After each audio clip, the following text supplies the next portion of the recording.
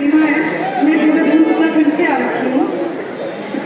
मैं ये कहना चाहती हूँ कि मोदी सरकार महिला सशक्तिकरण की बात करती है। मोदी जी महिलाओं के हित के लिए योजनाएं लेके आते हैं, बेटी बचाओ बेटी पढ़ाओ, बेटी की शिक्षाओं के लिए इतनी योजनाएं लेके आते हैं। क्या ये योजनाएं सिर्फ कागजों पे ही हैं?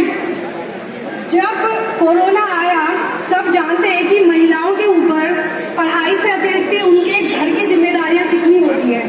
कोविड महामारी ने महिलाओं के ऊपर दोहरी जिम्मेदारी दी। उनके घर में लोग जो कोविड से अफेक्टेड थे, उनकी सेवा की जिम्मेदारी, उनके ध्यान रखना, उनके लिए खाना बनाना, उनकी सेवा करना, प्लस उनकी अपनी पढ़ाई नहीं। क्या मोदी सरकार को, या मोदी सरकार को छोड़िए, क्या आप लोगों को नहीं लगता कि अगर महिला सशक्तिकरण सच में करना है तो ये एक चांस दिया जाना चाहिए? जब लड़की घर से पढ़ने के लिए निकलती है तो कितने रिस्ट्रिक्शंस उस पर लगाए जाते हैं। 10th में 12th में तो वो टॉप कर लेती है, बट जो अपर एजुकेशन होती है वहां तक तो वो आ ही नहीं पाती है।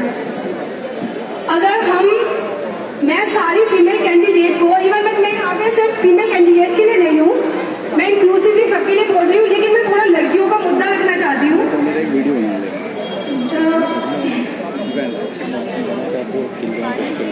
बहुत लंबा हो जाएगा, देखना मीडियम में नहीं, जो आप बोलेंगे आपको स्पेशल बनाएंगे, मैं कट करके बनाऊंगा। नहीं, ये आप दे दो ना, मेरा कैमरा थोड़ा खींचो हवा से,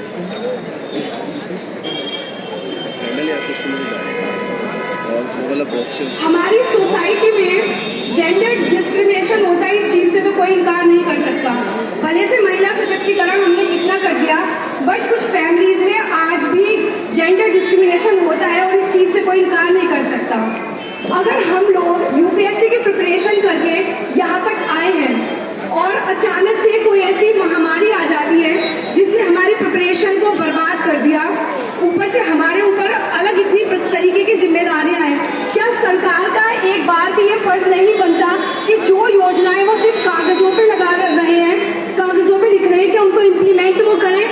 मोदी जी ने बेटियां तो बचा ली, बेटियां तो पढ़ा ली, लेकिन जब वो उनसे सिर्फ एक अफसर मांग रही है एग्जाम में, सिर्फ